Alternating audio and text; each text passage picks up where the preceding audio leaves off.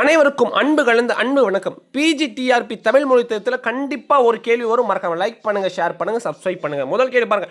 பற்றுக பற்றற்றான் பற்றினை அப்பற்றை பற்றுக பற்று விடற்கு எதுகை வகையை கண்டுபிடிக்கும். எதுகைனா என்ன?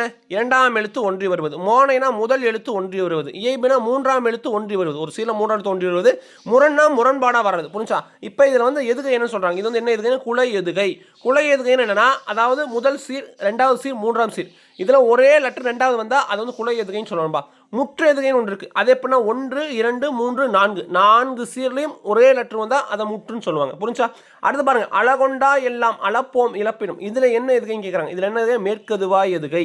மேற்கதுவாய் எதுகை என்னன்னா, முதல்ல அதே மாதிரி மூணாவது நாலாவது, முதல் சீர், மூன்றாம் சீர், நான்காம் சீர், இதில் ஒரே எழுத்து வரணும். அதே மாதிரி பார்த்தீங்கன்னா கீழ்கதை என்னன்னா, முதல் சீர், இரண்டாம் சீர், நான்காம் சீர், அதில் வந்தால் கீழ்கதுவாய் எதுகைன்னு சொல்லுவாங்க. மறக்காம லைக் பண்ணுங்கள், ஷேர் பண்ணுங்கள், சப்ஸ்கிரைப் பண்ணுங்கள்.